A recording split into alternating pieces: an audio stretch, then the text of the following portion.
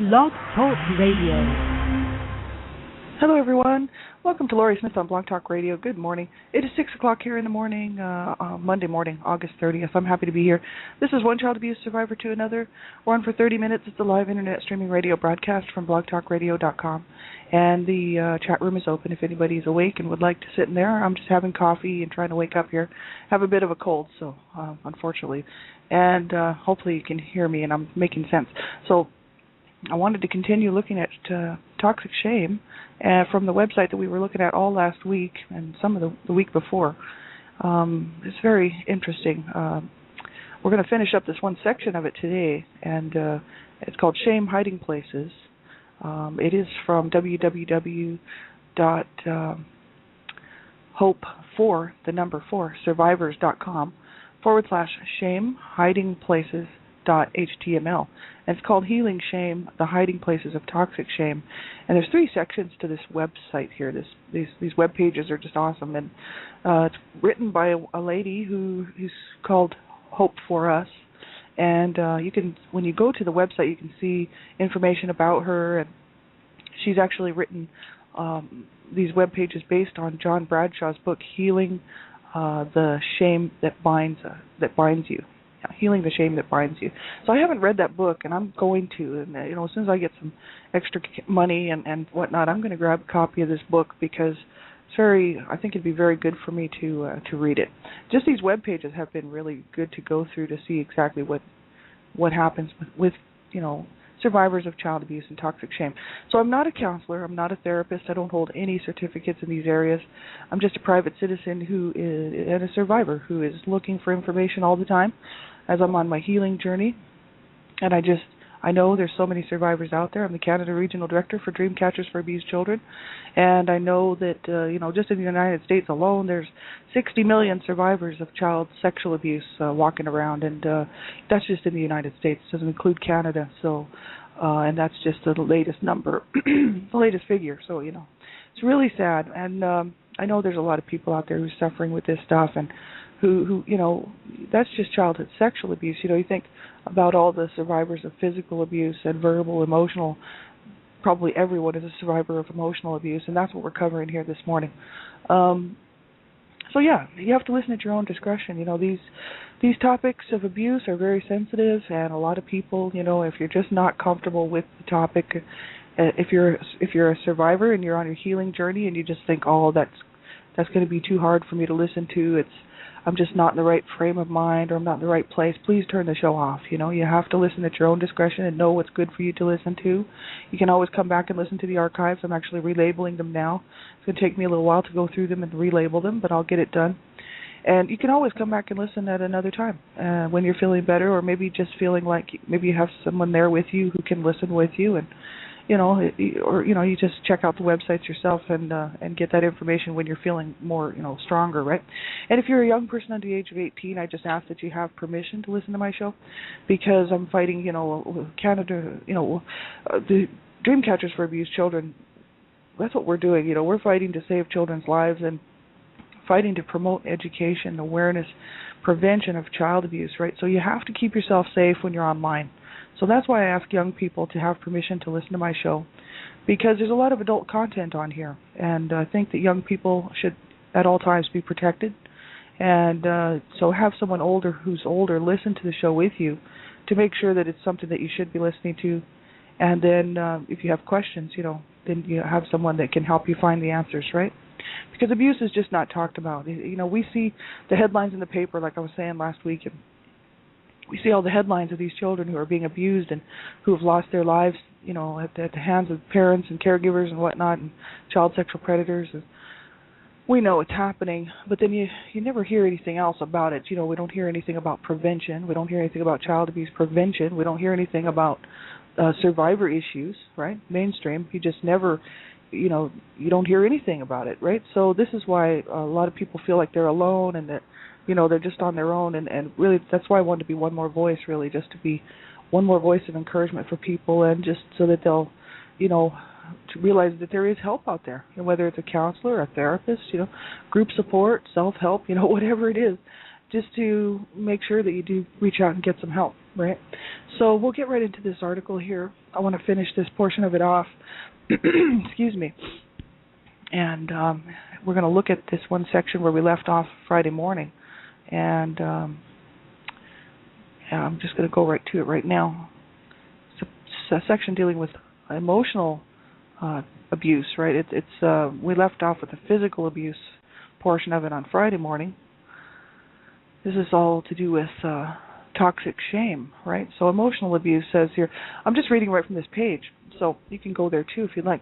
John Bradshaw believes that emotional abuse is universal, and he does not believe that a single person has been spared the shame of emotional abuse. So John Bradshaw figures that everybody at some point in their lifetime has probably experienced the shame of emotional abuse, right?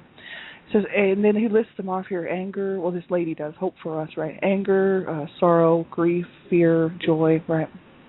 Shame associated with anger. So she writes here: when anger is shamed, two things happen. Number one, anger is shame bound. Every time you get angry, you feel shame. And number two, when anger is shamed, it gets repressed. And as anger energy is repressed, it builds and grows unconsciously and turns into rage. And so that's what they say about that.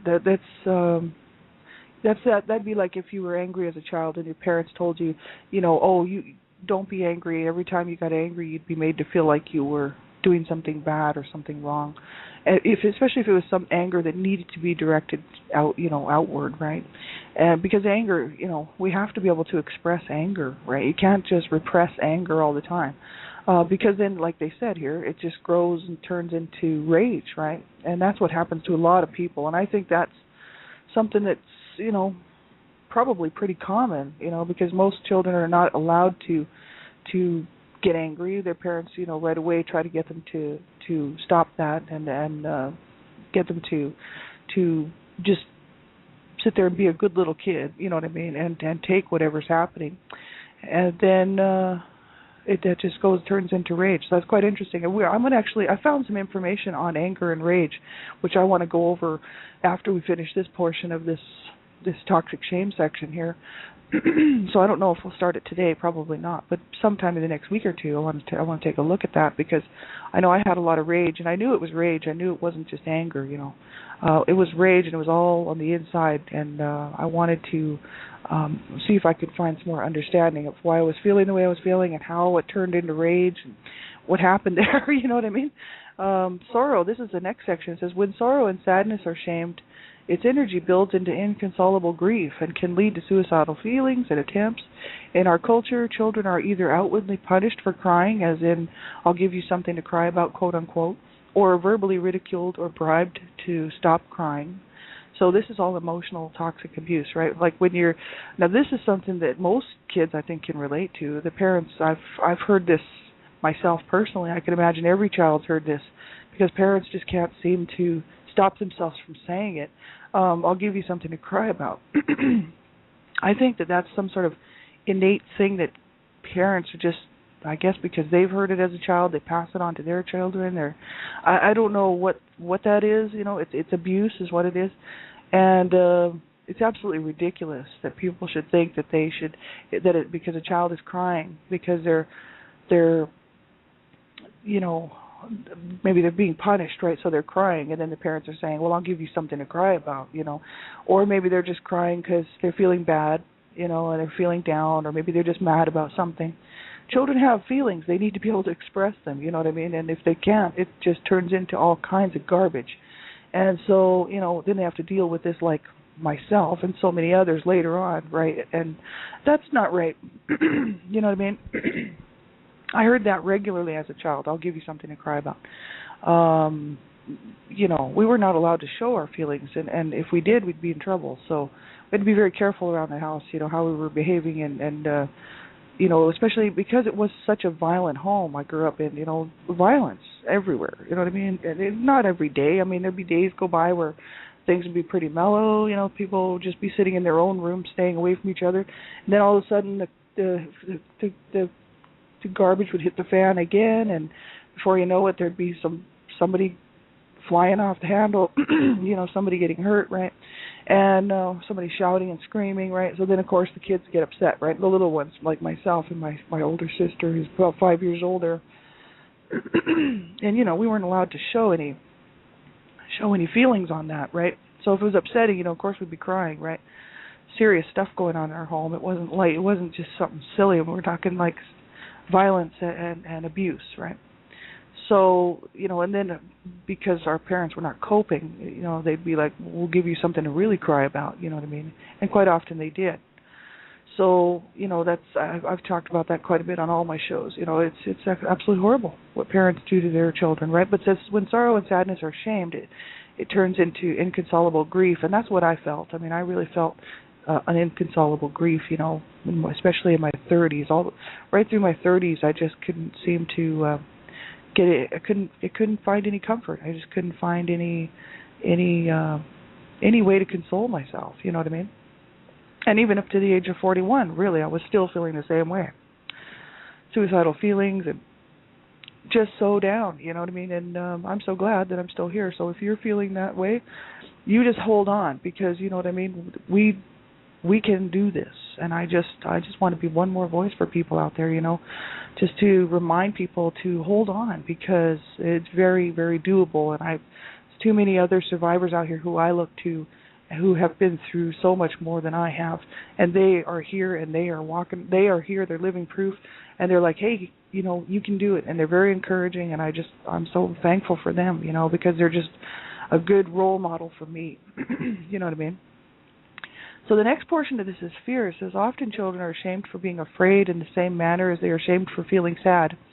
And a denied and shamed feeling of fear can split off and grow into full-fledged terror, phobia, or paranoia. And that'd be like if a child was afraid of something, and then the parents would make them feel bad about it. They're not allowing them to work through their feelings, right? So then it can turn into a phobia or paranoia about certain things, right? And that's what happens to these poor little kids out here, you know what I mean? And it happened to people like myself and other people, Just this whole emotional abuse, toxic emotional abuse is horrible. Joy, it says, even the positive emotion of happiness and the expression of joy can be shamed. It says, this is written by this lady, Hope for Us. She says, my mother was famous for ridiculing my sister and me when we became excited or rambunctious. Things that brought us joy were openly ridiculed as being silly or stupid. It says, when visiting relatives or friends, mother was only satisfied when her children were unseen, often being banished to another room or outside, or at least unheard. It says, we were often required to sit silently with our hands in our laps for hours at a time, and when we occupied our time with a quiet activity like drawing or coloring, mother often ridiculed our creations as being ugly or hideous, and I was often told that I was too loud, and once even overheard a teacher friend of my mom's ask if there was something wrong with me because I spoke too loud and had a deep voice. And this is this whole lady, Hope for Us, talking here.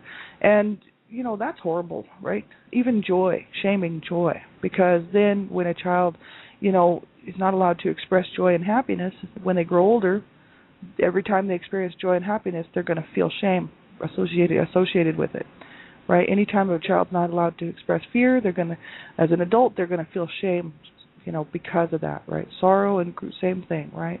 All of this stuff is it's very harmful to children. Now, I can't imagine that one, because that did not happen in our home. If we were having a good day or something, we were not ridiculed for having a good day, And this sort of thing, I can imagine how hard that would be.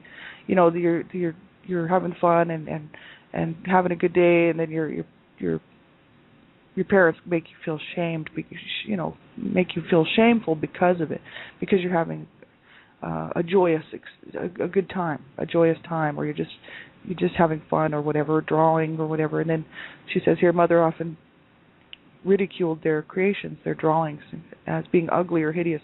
And that never happened. Like, my mom wasn't like that. She would just ridicule us personally, right? So she never really ridiculed anything that we were doing. She was ridiculing everything that we were. You know what I mean? So I kind of, I can see how this could be very, very damaging and very harmful, because it's the same thing, because they're ridiculing what the child is drawing, so the child's activity like drawing or coloring, and that's part of their own, their own creativity, right? So if a parent, shames them for their own creativity and makes them feel bad, well, they'll stop being creative, won't they? They won't want to color and draw anymore, right? And that's pretty sad. Like, I know my mom didn't do that. You know, she was just abusive, you know what I mean? She was just, you know, mainly she just wanted somebody to lash out at. So there was no particular set reason why. It just, if it happened to be a bad day, well, that was it. But you know, she didn't like discourage us from coloring and drawing, and she never made fun of my pictures, or she didn't do that sort of thing, you know what I mean? Like, I was allowed to color and do, you know, she didn't pay any attention to it, is what, you know, she never even bothered to probably look too much at it, right? She was just too busy and too sick trying to raise, well, she had a house full of kids and a husband that was just, you know, she was just not getting along with. So it was like she didn't have time to be looking at what I was coloring, right? So, and I kind of stayed away from her, really. As much as I wanted to, when I was really tiny, I used to try to get her attention, but after I realized it was just going to be abuse, I actually stopped sort of seeking her attention, sort of kind of went off and hid away, trying to stay out from under her feet. So I didn't really show her too much of what I was doing, or quite often I was outside, playing outside, and making little mud pies and mud cakes and stuff. You know, I wouldn't bother hanging around too much in the house if I could possibly avoid it, you know what I mean? So I don't know, that's got to be pretty hard for kids, you know. They're shamed for just having joy, you know. And that joy and having fun, they'd be looked at as being silly or stupid, and that's really bad, you know. She goes on to talk about social shame, and I think this is interesting. Social shame, the school system. It says the school system promotes a shame-based measure of grading people's intelligence, says Bradshaw. Peer group shaming. Peer groups can be excruciating. Yeah, well, that's the whole thing, right? The school system within itself promotes a shame-based measure of grading people's intelligence. Now, that's the truth right there.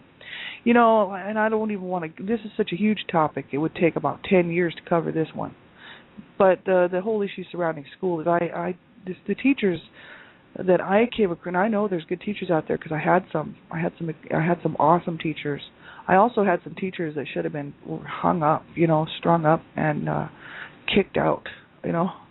They were stupid and horrible, right? And so, you know, it just depends on the person, right? Everybody's different. So, you know, you get a teacher who's just horrible and you know, putting down everything that a child is doing, it's going to cause some problems, you know what I mean? And I had lots of those teachers too, that because I was having so many problems at home, I was not able to focus on my work quite often, especially in elementary school, you know.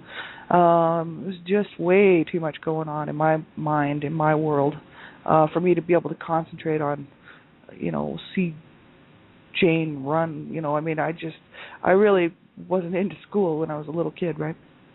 As much as, you know, it was a safer environment for me for sure than the house, I couldn't concentrate there because I was always wondering who was going to be killed when I got home and who would be alive, you know. Just scary stuff, you know what I mean? So, and you know, just the whole, I was in shell shock. I like to think of it as almost like just shell shock all the way through elementary school. Then I got into junior high, and it wasn't any better, and I was just hitting puberty, right at the very beginning stages of puberty, and couldn't cope, you know, had a lot of problems, emotional problems, couldn't concentrate on my work, you know. But when I had a good teacher, I was really appreciative of it because I wasn't getting any good support at home. So when I had a really good teacher, I would recognize that, and I'd be like, wow, this is a really good teacher. But then when I had a bad teacher, I'd be like, wow, there's just another jerk, you know. And there's a lot of bad teachers out there, you know, who will pick on certain children, and especially certain things that these children are doing, and make them feel even worse than they already do, right? So the school system actually really sucks, and I don't care. That's my opinion. I don't care who has anything to say about it. It really sucks. Because teachers are people too, and they make mistakes, and quite often they think that they are superhuman, and they don't ever try to make amends for those mistakes. And they just think that they're just gods, a lot of them, and they make me sick. But anyway, well, that's just another topic. Peer group shaming. It says peer groups can be excruciating source of toxic shame. Appearance is probably the most obvious cause for toxic shame by your peers in school. If you don't wear the popular clothes, hairstyle, etc., you can easily become the class scapegoat. Teenagers will commonly project their own shame into a class reject, or onto a class reject. So the peer group becomes like a new parent. Only this parent is much more rigid and has several sets of eyes to look you over. And really, that's really something, isn't it? Like for young people, I remember being a teenager. I didn't have any clothes, like, I wore the same clothes like year after year as long as I could fit into them. So like, especially through junior high, those couple of years, right? And I was just not doing well, you know what I mean? So I was quite often picked on in junior high. Had one girl told me that she hated my guts, and she actually wrote a report about it and then turned it into the teacher. Now, she got in trouble for that, but she wrote this report on how much she hated me, and I was just like, I couldn't believe it. And then I thought, oh my God, like I didn't do anything. I was very quiet. I think that's why she hated me, because I was actually really quite not functioning well, especially my 7th grade. Because there was a lot of problems there. You know what I mean? I had just come out of about 3-4 years of some serious physical abuse, as well as some sexual molestation. And most of the physical abuse had been right before that time, 7th grade, and I was just not doing well, you know what I mean? And my brother, there was so much crazy stuff happening in our home. My dad was trying to commit suicide, and my mom was very sick and also abusive, and I was just not doing well. And these, I was very quiet, kind of mousy, and I just sort of felt sick most of the time. Wasn't sleeping, was just not well. Emotionally, psychologically, and this girl, wrote this essay up about how much she hated me. So that made me feel really bad, for that year, because I started to think, oh my God, does everybody feel that way? You know what I mean? I didn't have very many friends except for my one friend, thank God, who was there, Arlene Griego, who I've followed into that school. Now, she was 1 grade higher, so when I got into the 8th grade, she was already in high school, so she had moved on, so I had to spend 8th grade there by myself, so it was pretty much just on my own. I did meet a couple of people that I thought were pretty cool and pretty nice, but it was very, very hard. I didn't have I was wearing the same clothes, like I said. I didn't get any new clothes until high school, so I was wearing the same clothes for 2 years, and most of them were my sister's, right? So people notice that, and even in my school pictures, you can see that I'm wearing the same shirt 2 years in a row, and so people would notice that, right? I wasn't quite often clean. I didn't, my mom would not ensure that we all had baths and showers, right? I was being physically abused, right? So it's not like my mom was caring whether or not I was clean, you know what I mean, cleaned up for school. Like, she was kicking my ass on a regular basis. So she didn't care, right? I was a punching bag for her during that time, right? So extremely hard on a young girl growing up like that. And, looking around at the peers, they would pick on me. You bet they would. And especially in elementary school as well. I had a lot of people who, they looked down on me because of the way that I was dressed, because of the way that I looked. And, that's hard on a person. Because then by the time I got to high school, I was like, you know what, I don't care. What it did was it pushed me to be mean. And so then I became the bully. It was quite if I saw somebody being picked on, I didn't have a problem going up and trying to stop that, especially as a friend of mine, because I was not, I was willing to stand up for people who were being picked on. Like I've always been like that, like standing up for my mom, right, against my dad, right? So I had no problem with that sort of thing. But the thing is, for people to look down on you like that basically did make me feel like a reject, because I did not fit in. I didn't have the latest clothes. I didn't have the latest styles. I didn't have anything. But I was glad to have clothes, period, and I was really, really appreciative just to have anything. So, I didn't, it's not like I had to have the latest stuff. So even today, I don't care. I don't care about stuff.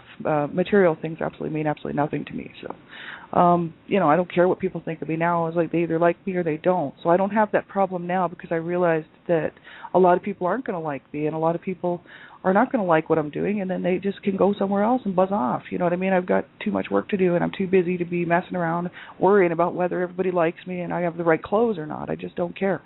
But when you're a young person, when you're really young, it's very, very hard on them. You bet it is, because these peer groups, and that's why it's a good idea if you're a parent, to teach your children to love themselves for who they are, and you know what I mean, to be who they are, accept them for who they are, because then they will do that at school. And when a peer group actually starts to reject them and make them feel like they don't fit in and whatnot, then this child will know that it's okay. They don't have to fit into every single group, and they can believe in themselves. And, a lot of kids will pick on kids for who knows why. they see someone as a little bit weak, and they'll just latch onto that, and they'll just make them feel really, really bad. So, it's a good idea to really pay attention to your children if you have children, what's going on with them at school and the different peer groups. Make sure that your children are okay, right? Because kids can be vicious, really vicious. And, we all know this. If we grew up, most people have experienced this in their lifetime and know this is the truth, right? And I mean, instead of trying to get your kid to be fitting in all the time, it's like, no, allow your children to be who they are, and then back them up and support them on it. You know what I mean? It's like I didn't want to have all the latest styles. I just wanted people to respect me for who I was. And if these little kids had known what kind of home I was growing up in, you know what I mean, they would have probably had a lot of respect for me, because I was able to even just show up, and with a smile on my face, you know what I mean? So, and participate in anything in the classroom. So, that's the whole issue. As adults, people look back on that and say, wow, that's pretty incredible. But 1 out of 3 girls and 1 out of 6 boys, let me tell you, are being abused right now. And that's the stats, and that's the truth, right? So we know there's so many children out there who have gone through this, right? It's absolutely horrible. The next portion of this article is the religious system. And this is kind of interesting what they've written here. I'm a big-time Christian, so, I'm not going to not read it just because, I just think it's a sticky subject. I think it's important to look at it because I'm not religious, right? I'm not into religion, right? I'm a Christian. So religion, can be pretty bad. It says many religious systems teach the concept of original sin, in which you're believed to be bad from the moment you were born.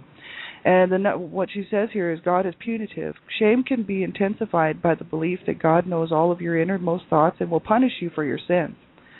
And number 2, denial of secondary causality. Some religious doctrine sees the human will as totally inept. Without God, man is capable of nothing that has value. And this goes against traditional Judeo-Christian doctrine, in which man can only accept God, Christ, through faith, and that his will determines his decision to accept the gift of faith. It is a conscious decision. Without will, there is no faith, and without faith, there is no salvation. So that's the whole denial of secondary causality, which those are big words for me. I don't quite understand what that means. But just reading that, you can kind of see like what they're talking about. And that's, that's true if a person takes on that whole attitude of, I'm just such a sinner, like how could God love me? See, God, that's where I differ, and that's why I'm not religious. I don't buy into a lot of the religious garbage. I actually don't buy into any of it. I'm a Christian, and I'm just, I just believe that God is good. And so I don't believe that God is I believe that he loves us all. And that's what keeps me grounded, right? It's not like I sit there, I'm such a bad person and look what I did, and, I'll never be forgiven and blah, blah, blah and all this, right? That's just garbage. I think God's a lot bigger than that. You know what I mean? And I just, I don't buy into the whole man's way of looking at God, right? Because I have my own way. And it's a lot of people, like they say here, that if you don't, there's whole sections on, this is actually quite interesting, this portion of this, if you want to go and check it out, that, if a person doesn't believe what somebody else believes, then they're no good. Well, I want to really get into that, and that's why I do want to cover this section. So we'll do that tomorrow because we've only got a couple minutes left. Because my dad, he thinks he's the only one that knows the Bible. And so he shames everybody who doesn't believe like he does. And that's just, that's just wrong. And it does make people feel bad. And he doesn't care because he's mentally ill. So, we have about a minute left. So go check this out for yourself. This is www.hope4survivors.com/shame.html. This is really quite interesting if you want to read through here. And she also talks about the cultural system. So I want to continue on. We'll probably finish this off tomorrow. So have a great day, everybody. Take care of yourselves. If you need something, get a hold of me on Facebook or, on Blog Talk Radio here. Just keep reaching out. That's what I have to say. Never, ever give up. Never, ever.